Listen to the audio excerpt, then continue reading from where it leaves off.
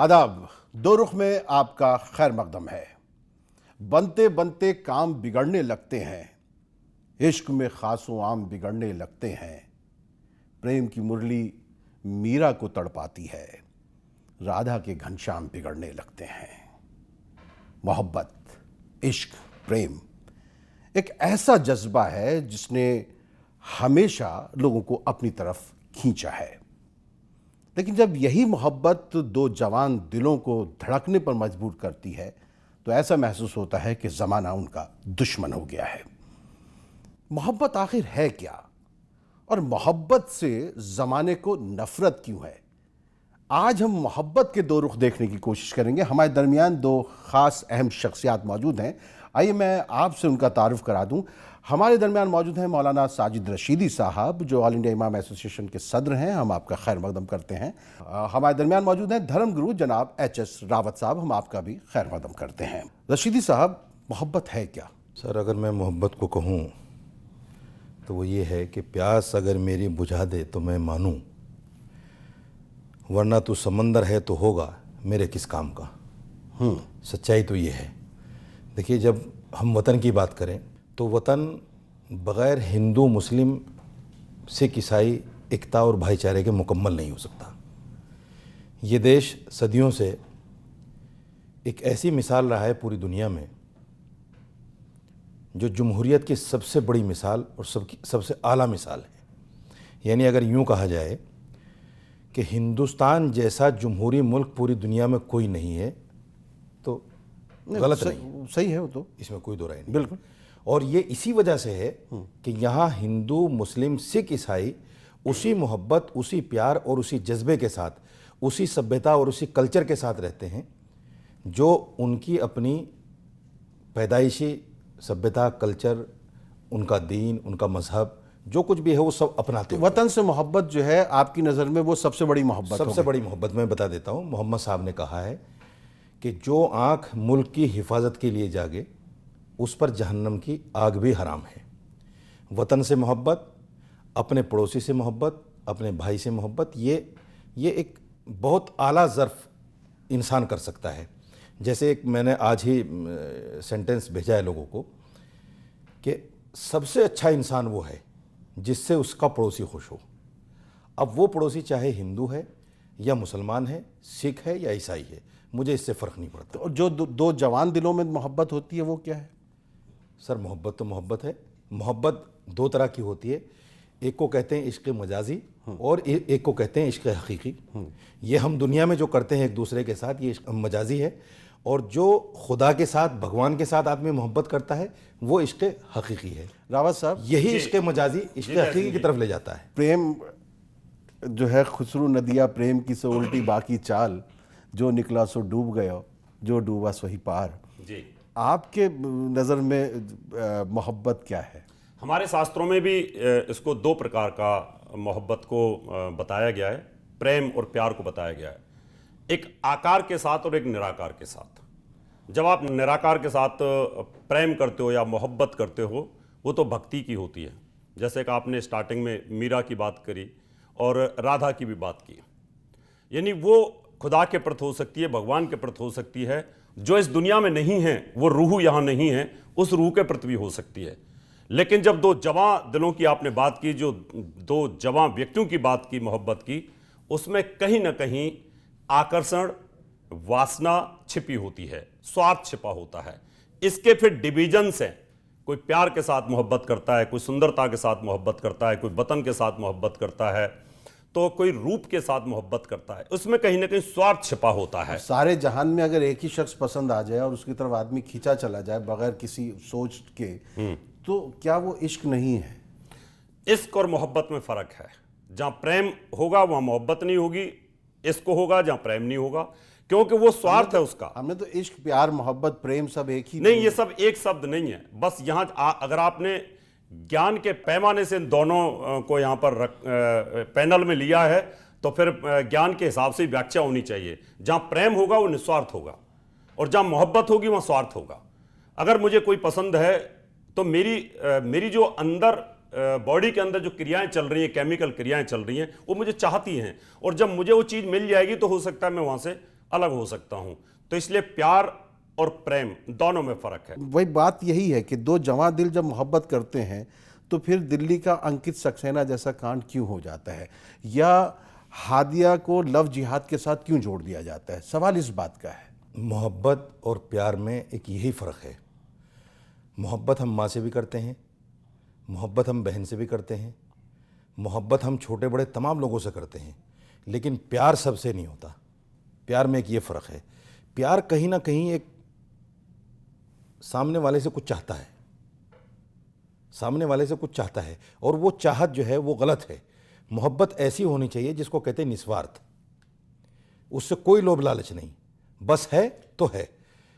ये जो आपने कहा है ये कि कौन अंकित चेक जैसे, करेगा? पैमाना किसके पास है? मैं क्या बताता हूं, क्या मैं बताता खाप पंचायतों के पास ये पैमाना है मोहब्बत को चेक करने का, या उन लोगों के पास ये पैमाना है जो इस तरह की मोहब्बतों के खिलाफ है? नहीं नहीं, देखिए मैं एक चीज़ आपको बता दूं, अगर आप इसको सिर्फ दुनियावी नुक्ता नज़र से देखना चाहते हैं तो मोहब्बत हर आदमी का हक़ है, संविधानिक हक़ है, जमहूरी हक़ है। वो किसी से भी कभी भी कहीं भी प्यार कर सकता है और हो सकता है।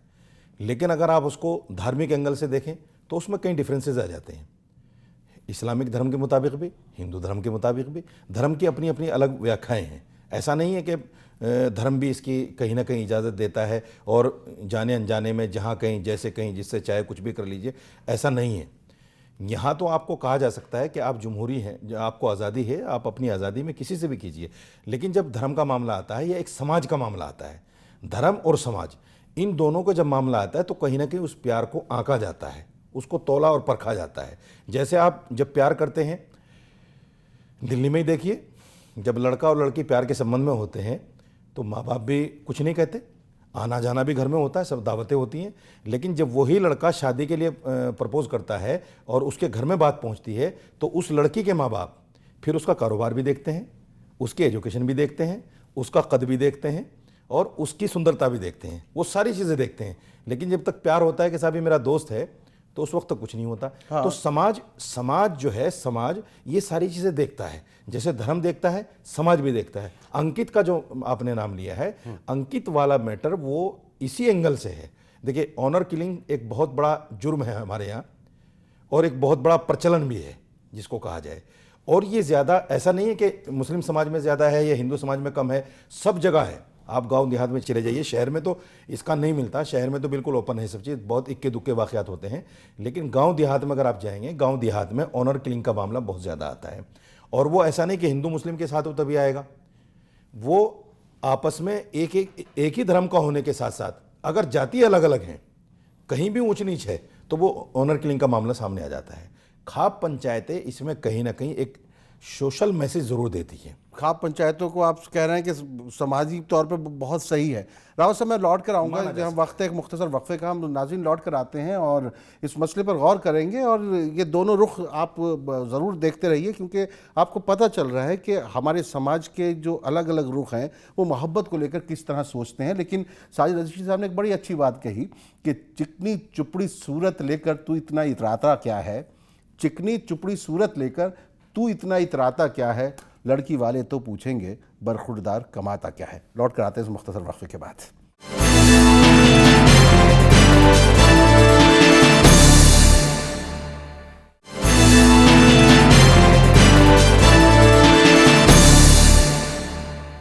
दो रुख में आपका एक बार फिर खैर मकदम है। आज हम बात कर रहे हैं मोहब्बत के हवाले से, और कहा यह जाता है कि ये इश्क नहीं आसान, बस इतना समझ लीजिए एक आग का दरिया है और डूब के जाना है। रावत साहब जी, शामली में खाप पंचायत कहती है कि बेटियां नहीं पैदा की जाएंगी और बेटियों को जो है इस तरीके से अपनी मर्ज़ी से शादी नहीं करने दी जाएगी। कहीं ये आता है कि मोबाइल नहीं रखें लड़कियां, कहीं कुछ और इस तरह की चीज़ें होती हैं। तो क्या जिस रफ्तार से टेक्नोलॉजी आती जा रही है उस रफ्तार से ज़माना नहीं बदल पा रहा है, समाज नहीं बदल पा रहा है? क्योंकि दूसरे समाज में ये सारी चीज़ें जारी हैं और इतनी ज़्यादा परेशानियां नहीं हैं। तहसीन जी, खाप की आपने बात की कि लड़कियों को पैदा नहीं होने नहीं देना चाहिए, ये पहले राजस्थान में होता रहा है। उसके पीछे के कुछ कारण और थे।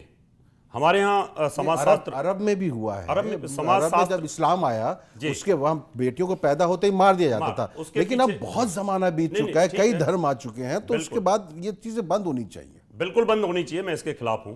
लेकिन खाप और समाजवाद, समाजशास्त्र हमने पढ़ा है, और अगर सरकार ने राजपूत बटालियन बनाई है, सिख बटालियन बनाई है, और गोरखा बटालियन बनाई है, और जाट रेजिमेंट बनाई है, तो इसके पीछे खाप पंचायत है। मेरी खाप के अंदर यह सिखाया जाता है देश के लिए कुर्बान होना मेरा डीएनए है। मैं अपने देश को गुलामी की तरफ नहीं देख सकता। इसलिए खापों के अंदर अगर इधर उधर बच्चे भटकते हैं, प्यार करते हैं, प्यार करना कोई गुनाह की बात नहीं, शरीर के अंदर ये वासना होती है, 3 प्रकार का होता है।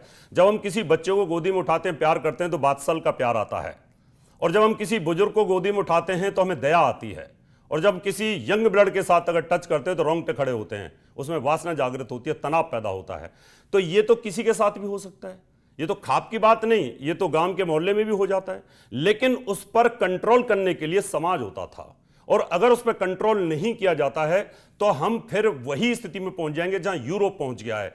वहां मदर फादर के लिए फादर डे मनाया जाता है, वहां मदर डे मनाया जाता है, फ्रेंडशिप डे मनाया जाता है, क्योंकि वहां समाज कट चुका है, और इसलिए इस बहाने से वो इकट्ठे होते हैं। कत्ल तो नहीं किया जाना चाहिए ना। अगर कोई अगर अपनी मर्जी से शादी करना चाहता है तो क्या उसका कत्ल कर दिया जाए? देखिए, समाज को समझाना चाहिए, नहीं होना चाहिए, खाप के हिसाब से खाप में नहीं होना चाहिए। अगर ये होगा तो फिर जानवरों में और हम लोगों में कोई फर्क नहीं रह जाएगा। ये बहुत पहले बनाया गया था, क्योंकि हिंदुस्तान एक देव भूमि और ज्ञान भूमि बोली जाती है, क्योंकि यहां से ज्ञान का प्रसारण हुआ है, ये ऋषियों का देश है यहां पर। इसलिए अगर आप इसको करेंगे तो ये मिक्स ब्रीड हो जाएगी कहीं ना कहीं, और इसकी प्रॉब्लम आगे भविष्य में हो जाएगी आपको। जी रशीद सर, देखिए, एक चीज़ मैं आपको बताऊं, मोहब्बत हो जाती है या की जाती है, ये फितरी चीज़ है। लेकिन एक चीज़ नौजवान को बहुत ज़रूर याद रखना चाहिए, जब हमने एजुकेशन हासिल की है, तालीम हासिल की है, तो उस तालीम का मकसद ये नहीं है कि आप अपने सब बड़े छोटों को भूल जाइए। उसका मकसद ये भी है कि आप अपने आप को आगे बढ़ाने के साथ साथ अपने उन लोगों को जिन्होंने उंगली पकड़कर आपको चलना सिखाया है, उनको कहीं ना कहीं अपने साथ रखिए, उनकी इज्जत कीजिए, उनका एहतराम कीजिए, उनको कहीं ना कहीं अपनी ज़िंदगी में साझेदारी रखिए। ऐसा नहीं कि जब मोहब्बत की बात आती है तो आप छोड़ दीजिए माँ बाप को, जब कारोबार की बात आती है तो छोड़ दीजिए माँ बाप को, छोड़ के आ जाइए ओल्ड एज होम में। ये सारी चीज़ें जो हैं हमारी सभ्यता और हमारे कल्चर के बिल्कुल ख़िलाफ़ हैं। जब हम समाज के अंदर झांक कर देखते हैं, आज भी आप रूरल एरियाज़ में जाइए, आज भी औरतें घूंघट नहीं हटाती। हालांकि घूंघट को बुरा समझा जाता है हमारे समाज में, जो आज का समाज है, लेकिन आज भी नहीं हटाती। वो हिंदू में भी है, मुस्लिम में भी है, सिख में भी है, ईसाई में भी है। अगर उसको यूँ कहा जाए कि साहब ये तो कैद करके रखी जा रही हैं और इनको आज़ादी नहीं दी जा रही है, तो एक बड़ी चीज़ है। मैं एक वाक़या सुनाता हूँ आपको, बड़ा छोटा सा वाक़या है कि एक बार जो चरवाहा था उसने उन बकरियों को, अपनी बकरियों को जिनको चराता था, अंदर बंद करके रख दिया और उनको बाहर नहीं निकलने दिया, इस डर से कि जंगल में भेड़िए आ गए। अब भेड़िए ने सोचा कि साहब ये तो बकरियां बाहर नहीं निकल रही हैं, तो इनको बाहर कैसे निकाला जाए। तो भेड़िए ने चुपचाप उनके पास आकर कहा कि ये तो तुम्हारे साथ बहुत जुल्म हो रहा है, ये तो अन्याय है, तुम्हारी आज़ादी छीन ली गई। अगर तुम आज़ाद नहीं होगी, यहाँ तो चाहे तुम्हें सोना खिला दिया जाए, तुम अपनी आज़ादी से नहीं जी पाओगे। बाहर देखो कितनी हरियाली है, कितना खुशनुमा माहौल है, और 10 तरह की बातें उनके सामने की। कुछ बकरियों के जहन में ये बात आई, लेकिन एक बड़ी बूढ़ी बकरी थी, उसने कहा कि इसकी बात में मत आओ, ये कहीं ना कहीं हमारे ऊपर घात लगाने की कोशिश कर रहा है और तुम समझ जाओ।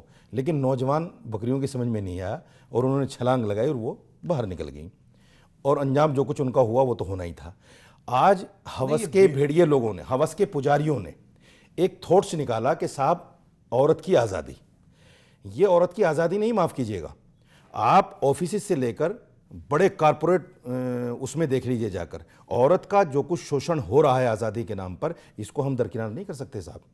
ये उस आज़ादी के नाम, देखिए उस घूंघट में भी शोषण होता रहा है, उसके अंदर भी जो जहां होना होता है, जिस तरह के लोग होते हैं वो करते हैं। लेकिन ऐसा तो नहीं है कि जितनी बच्चियां बाहर निकल रही हैं सबका शोषण हो रहा है, जितनी बच्चियां काम कर रही हैं उनके साथ सबका शोषण हो रहा है। बस एक मिनट दीजिए। घूंघट में जो आज शोषण हो रहा है वो सिर्फ इस वजह से हो रहा है क्योंकि आज़ादी के नाम पर जब लड़कियों ने बाहर निकलना शुरू कर दिया और उनके साथ जो कुछ भी हो रहा है समाज में देखा जा रहा है, और समाज की जो प्रचलन, समाज का जो प्रचलन है, समाज में जो चीज़ें उल्टी सीधी नेट पर, फला पर, इस पर, उस पर देखा जा रहा है, तो वो कहीं ना कहीं इफेक्ट वहाँ भी हो रहा है। जो घूंघट में औरतें बैठी हुई हैं, क्योंकि हमारा जो जहन जो है ना, हमारा लेकिन हमारा जहन खराब समाज है। समाज भेड़ियों को नहीं रोक सकता है, क्यों रावत साहब? नहीं, रोकना चाहिए, रोकना ऐसा चाहिए। होता है कि संस्कार अगर किसी के मजबूत हैं तो वो विदेशों में जाने के बावजूद भी वहाँ पर बचे हुए हैं, और अगर चाहें तो यहाँ किसी ब्राह्मण का बच्चा भी कहीं ना कहीं संस्कार विहीन हो सकता है, ये कोई ज़रूरी नहीं होता। और विदेशों के अंदर जहाँ हम ये कहते हैं संस्कार विहीन है, और वहाँ के बच्चे भी कभी कभी इतने अच्छे मिलते हैं आपको कि वो आज भी माँ बाप की सेवा कर रहे होते हैं। ये संस्कार के साथ है, और हमारी प्रैक्टिस, हम अपने माँ बाप बच्चों को कितना हम उनको संस्कार दे पाते हैं। जब माँ बाप ही अगर बच्चों के साथ में सारी चीज़ें ओपन कर रहे हैं, उनके साथ किस कर रहे हैं, वो जप्फी पा रहे हैं, तो बच्चों पे उसका नेगेटिव इफेक्ट आएगा।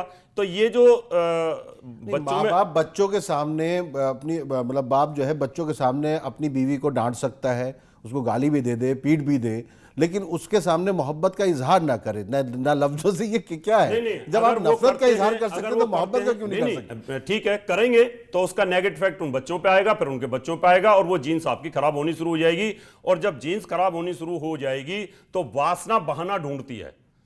हमारा धर्मशास्त्र ये बोलता है कि अगर 12 साल की बच्ची हो जाए तो पिता और बेटी को एक साथ 15 मिनट बात नहीं करनी चाहिए, और उनको एक रूम में नहीं सोना चाहिए, बल्कि माँ और बेटी को या बाप बेटी को एक साथ नहीं सोना चाहिए, और एक साथ 15 मिनट से ज्यादा बात नहीं करनी चाहिए।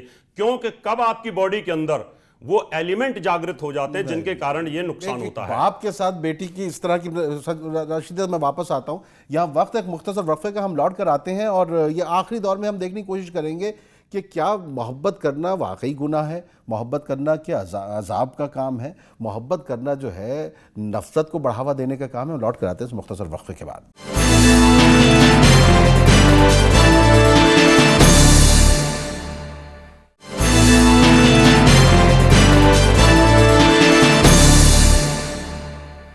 दो रुख में आज हम बात कर रहे हैं ख़ास तौर पर मोहब्बत के हवाले से, और मोहब्बत को समझना हो तो ना से खुद मोहब्बत कर, किनारे से कभी अंदाज़े तूफ़ा नहीं होता। रशीद साहब, आपकी बातों से लग रहा है कि रावत साहब तो डीएनए संभालने की कोशिश कर रहे हैं, आपको भी लग रहा है कि जो मोहब्बत करने वाले लोग हैं ये समाज को बर्बाद कर देंगे। मोहब्बत एक ऐसा जज्बा है, अगर नेक दिली के साथ है, और दोनों बच्चे जो हैं बड़े हो चुके हैं, अपनी वो फैसला कर सकते हैं, वो वोट देकर हुकूमत चुन सकते हैं इस मुल्क की, उनकी वोटों की ताकत से जो है हुकूमत चुनी जाती है। मगर आप जो है उनको ये हक नहीं देते कि वो अपनी मर्जी से अपने लिए ज़िंदगी का जो है साथी चुन सकें। आज जो हम समाज देख रहे हैं मोहब्बत करने वालों का, मेरे जैसे आदमी का उस समाज में निकलना बहुत मुश्किल है। आप चले जाइए पार्कों में, आप चले जाइए मेट्रो पर, आप चले जाइए बस अड्डों पर, आप चले जाइए आपका रेलवे स्टेशन पर, आपको हर जगह ये लोग जानवरों की तरह कुछ ना कुछ करते हुए मिल जाएंगे। क्या यही समाज है? क्या मोहब्बत यही सिखाती है? भाई अगर आपको नहीं, जानवरों की तरह एक दूसरे का कत्ल कर रहे होते हैं दंगों में, फसादात में, तब वो कैसे वो हो जाता है? मुनव्वर जी, इसमें रशीदी जी ने बहुत अच्छी बात कही है। हमारे शरीर में इनबिल्ट एक शर्म और लिहाज नाम की चीज होती है जो आंखें देखना पसंद नहीं करती। अगर आप पार्क में जा रहे हो, ज्यादा इंटरनेट पे हम ही लोग ढूंढ रहे होते हैं सारी चीजें, जो अगर देखा जाए तो इंटरनेट तो नहीं देख सकते इन चीजों को, आप तो सड़क पर नहीं देख सकते इन चीजों को, और सड़क पर कर भी नहीं सकते। अगर आप पार्क में जाते हैं और इस प्रकार से वो हरकत करते हुए पाए जाते हैं तो शर्म से सिर झुक जाता है, ऐसे लगता है निकल जाना चाहिए, शर्म आती है हमें। भाई गलती दो तरह की है। एक गलती वो है जो खुद मुझे इफेक्ट करती है, यानी मैं अगर तन्हाई में बैठकर इंटरनेट देख रहा हूँ, या मैं जिना कर रहा हूँ, छुपकर चोरी कर रहा हूँ, ये मुझे इफेक्ट कर रही है। एक गलती वो है जिससे समाज इफेक्ट होता है। मोहब्बत आप कीजिए, कौन मना करता है? मोहब्बत तो वो है जो मजनू ने लैला के साथ की थी, मोहब्बत तो वो है जो फरहाद और शीरी की मोहब्बत थी। आप कौन सी मोहब्बत को तलाश कर रहे हैं? वो मोहब्बत जिससे सिर्फ वासना, उनको भी कौन सा लोगों ने जो है बहुत इज्जत बख्शी, वकार बख्शा। मोहब्बत थी, वो एक पाक मोहब्बत थी। आप तो नापाक मोहब्बत कर रहे हैं। इस मोहब्बत की इजाजत ना तो समाज देता है। फैसला कौन करेगा मोहब्बत पाक है नापाक है? वो पैमाना कहाँ है? समाज क्यों बना है? समाज इसलिए बना है कि समाज इन चीजों का फैसला करता है। समाज में अगर कोई विकृति पैदा होती है इस तरह की मोहब्बत से तो समाज ही उस पर रोकता है, और फिर आगे चल के समाज के द्वारा ही समाज की रक्षा के लिए सरकार बनती है। तो ये चीजें कहीं ना कहीं आप देखिए कई कंट्रीज के अंदर बिल्कुल बैन है। क्यों है वो बैन? मोहब्बत बैन है? नहीं, कई इस तरह की आप देखिए गल्फ कंट्रीज में अंदर क्या होता है, वहां क्या है, आप ओपनली कर सकते हैं क्या इस तरह से? वहां पर वो तो जिस तरह की वहां पे बातें होती, देखिए ना गल्फ कंट्रीज का हाल क्या है, वो भी तो देखिए आप। वहां पर जिस तरह के जंगो जदल मचा हुआ है, उनकी हालत भी तो देख ये लीजिए तो आप। कुछ भी नहीं है, इससे पहले तो बहुत ज्यादा यूरोप में था, और यूरोप में तो ये तो जंगी हाल तो अभी बाद भी हुआ है गल्फ में, इससे पहले तो यूरोप में था। सर, एक चीज कितना मैं बुरा आपको हाल बता था, दूं। नेपोलियन के यूरोप- टाइम पे देखिए यूरोप- कितना बुरा हाल यूरोप था। की जब बात निकली मैं बता देता हूं, अगर यूरोप के आप मोहब्बत के हवाले से तारीख पढ़ेंगे तो एक वक्त था जब उन्होंने मोहब्बत करके देखी, मोहब्बत में जब उनको मजा नहीं आया तो फिर उन्होंने कहा कि साहब अब जिना करके देखो। मेरा मानना यह है, देखिए मैं मोहब्बत का दुश्मन नहीं हूं, मैं मोहब्बत का दुश्मन नहीं हूं, लेकिन मोहब्बत की भी कुछ सीमाएं होती हैं। आप मोहब्बत कीजिए, लेकिन कहीं ना कहीं आप ये भी देखिए कि कहीं ऐसा तो नहीं इस मोहब्बत की वजह से एक सोसाइटी इफेक्ट हो रही है, या इस मोहब्बत की वजह से मेरे माँ बाप इफेक्ट हो रहे हैं, जिन्होंने मुझे उंगली पकड़ कर चलना सिखाया, रावत जिन्होंने साहब, मुझे पढ़ाया, जिन्होंने मुझे एक नहीं, तालीम दी। देखिए हम पहले हमारे यहाँ शिया सुन्नी में शादी ब्याह होते थे, फिर वहाँ पे भी जात ये सब आ गए, मसलक आ गए, अब हिंदू मुसलमान का भी झंझट शुरू हो गया है। लेकिन ज़माना बहुत तेज़ी के साथ बहुत छोटा होता जा रहा है, बिल्कुल दुनिया जो है ग्लोबल विलेज हो रही है। तो अभी तो आप देखेंगे बच्चे बाहर निकलेंगे, बाहर के मुल्कों से शादी ब्याह करेंगे, वहाँ से लेकर आएंगे, तो ये जो सब चीज़ें हैं कहीं ना कहीं उस रफ्तार को रोक रही हैं। मैं आपको बताना चाहता हूं कि अभी मैं जैसे यूरोप की बात कर रहा था, वहां इतनी फ्रीडम हो गई कि उनके बच्चों की पढ़ाई का रेशियो बहुत डाउन हो गया। अगर हम बच्चों को 18 साल तक इनको समझाते नहीं है समाज के हिसाब से नियमों पर, और वो बहुत जल्दी अगर मोहब्बत में कहीं ना कहीं इन्वॉल्व होते हैं, तो मुझे लगता नहीं वो पढ़ पाएंगे ढंग से, और उनका जो एजुकेशन इस तरह गिरता चला जाएगा और समाज में बहुत ज्यादा विकृति फैलनी शुरू हो जाएगी। इसलिए हिंदुस्तान आप ग्रेजुएशन के बाद मोहब्बत करने देंगे? मैं उसके बाद उसको सोचने की, फिर उसके बाद नहीं, ग्रेजुएशन की बात नहीं कर रहा। हमारे शास्त्रों में ये लिखा है कि अगर आदमी अपने पैरों पे खड़ा हो जाए तो उसके बाद उसको राजसूय यज्ञ करना, उसके बाद स्वयंवर करना, अपनी मर्जी से पसंद करना, ये था। इसमें ऐसा नहीं है, लेकिन अगर कम उम्र के इस मामले में आप दोनों एक ही हैं? नहीं, एक नहीं, समाज इससे खराब हो रहा है। इस मामले में आप लोगों की जो सोच है उसमें एक ही रुख नजर आ रहा है। आज का जो समाज है, जो मोहब्बत जिस नज़र से देखता है, आज मैं फिर वही कहना चाहता हूँ, एक ज़माना था, मोहम्मद साहब ने कहा एक ज़माना ऐसा आएगा जब जिना आसान हो जाएगा, निकाह मुश्किल हो जाएगा, और अपने ज़माने को कहा कि अब जिना मुश्किल है और निकाह आसान है। आज आप देख लीजिए, मुस्लिम समाज की बात कर रहा हूँ मैं, पुरानी दिल्ली के अंदर 55,000 लड़कियाँ, 55,000 लड़के ओल्ड सिटी के अंदर बैठी हुई हैं जिनकी शादियां नहीं हो रही हैं, और वो 45 साल से ऊपर हैं। उसकी वजह सुनिए, क्या समाज क्यों नहीं जिम्मेदार सुनिए है? उसकी वजह सुनिए, मैं बताता हूं। जब लड़की कॉलेज पूरा करती है तो वो 20-22 साल की हो जाती है। उस वक्त वो 20-22 साल की होने के साथ साथ उस पर एक खुमार रहता है गर्लफ्रेंड बॉयफ्रेंड वाला, कहीं ना कहीं अटैचमेंट होता है किसी न किसी का। तो वो जब माँ बाप उससे कहते हैं बेटा शादी, कि नहीं अभी 5-4 साल के बाद मैं अपने पैरों पे खड़ी हो जाऊँ, मैंने पढ़ा है पैरों पे खड़ी हो जाऊँ। 5-4 साल के बाद जब वो पैरों पे खड़ी होने के नौबत आती है, कुछ हो जाती हैं, कुछ नहीं हो पाती। जो नहीं हो पाती उनसे जब तक वो बॉयफ्रेंड गर्लफ्रेंड का भी खुमार उतर जाता है, फिर वो कहते हैं अच्छा ठीक है शादी कीजिए। उसके बाद रिश्ते आने शुरू होते हैं। सर विडम्बना देखिए, रिश्ते आने शुरू होते हैं तो उसमें क्या होता है, माँ बाप सारी चीज़ें देखते हैं। लड़का छोटे कद का है, लड़का काला है, लड़की की तो आमदनी कम। समाज की अपनी बुराई है ना, अपनी कमजोरी है समाज में। नहीं, हमारे पास वक्त कम है, मैं इसको मुख्तसर इसलिए मैं बता रहा हूं कि इसीलिए जब ये चीजें देखते देखते 35 साल लड़की की उम्र हो जाती है, और 45 साल के बाद फिर रिश्ते ऑटोमेटिक आने बंद हो जाते हैं। नहीं, उसमें कई बार ये होता है कि आपके लड़के भी नहीं पढ़ रहे हैं, उसके मिजाज के हिसाब से नहीं मिलते हैं। जी रावत साहब, मैं ये कहना चाह रहा था कि आपने कहा कि आप दोनों मोहब्बत के नाम पे लगता है दोनों ही मोहब्बत के दुश्मन है। ऐसा बिल्कुल नहीं है, ये मोहब्बत भी इनबिल्ट है। अगर ये ना होती अनादि काल में तो ये सृष्टि न चलती, क्योंकि मोहब्बत के द्वारा ही सृष्टि चलती है। हमें एक दूसरे के प्रति लगाव भी इससे होता है। लेकिन शास्त्र हमारे ये कहते हैं, हमारा हिंदू धर्म ये कहता है, जब आप अपने पैरों पर खड़े हो जाएं, जब आप गुरुकुल से आ जाएं, और जब आप अपने काम को संभाल लें, तो आपको ये करने का अधिकार है। बुरा सोचने का, भला सोचने का आपके पास जिम्मेवारी आती है। लेकिन तहसीन साहब को अनुभव उनके बच्चों से ज्यादा है, डॉक्टर रावत को उनके बच्चों से ज्यादा अनुभव है। अगर मेरे अनुभव का फायदा मेरे बच्चे उठा लें तो उनकी लाइफ हमसे ज्यादा बेटर हो सकती है। और अगर वो मेरे अनुभव का फायदा नहीं उठाते तो निश्चित तौर पर अगर वो मोहब्बत करेंगे तो उसका दुष्परिणाम उनको भोगना पड़ेगा। अगर वो मोहब्बत करके भी उस रास्ते को सही कर लेते हैं, शादी तक उसको लेके जाते हैं, एक छोड़ा, दूसरा किया, तीसरा किया, चौथा किया, ब्रेक हो गया, मम्मी ब्रेक हो गया, पापा ब्रेक हो गया, दूसरा पकड़ लिया, उससे क्या हो रहा है कि समाज में विकृति बढ़ रही है, और उससे विकृति बढ़ेगी तो समाज दूसरे। आखिर ऐसा भी तो मुमकिन हो सकता है कि तहसीन साहब और रावत साहब जो हैं वो दोनों ही इश्क में नाकाम रहे हों, इस वजह से जो है अपने बच्चों से बदला लेना चाह नहीं रहे नहीं, हैं। ऐसा नहीं होता, ये भी हमारे अंदर इनबिल्ट है भाई। शेर अपने बच्चे को शिकार करना सिखाता है कि ऐसे शिकार करिए, लेकिन एक बड़ी बात मैं कहना और चाहता हूं, वो देखिए, सीख जाता है। फिर भी कुछ भी हो, ऑनर किलिंग की इजाज़त नहीं दी जा सकती। अगर बच्चे कहीं गलती कर रहे हैं तो उनको समझाया जाए, आखिरी दर्जे तक समझाया जाए। अगर वो ना माने तो उन पर छोड़ दिया जाए, भाई अब तुम जानो, तुम्हारा काम जानो। अब तुम लव जिहाद नहीं करो। इसकी इजाज़त नहीं दी जा सकती कि नहीं, इसकी इजाज़त नहीं दी जा सकती कि उनको मारा जाए। दो रुख में आज आपने ये दो रुख देखे, लेकिन मुझे ऐसा महसूस हुआ कि ये मोहब्बत को लेके एक ही रुख था, और आज जो दूसरा रुख है वो आपका जो है वो अहम रुख है। आपको इनके दो रुख को देखकर अपना रुख तय करना है, और ये याद रखना है कि दिलों से होकर गुजरना अगर नहीं आता, तमाम उम्र चले जाओ घर नहीं आता। अगले हफ्ते फिर दो रुख में हाजिर होंगे। इजाज़त दीजिए, आदाब।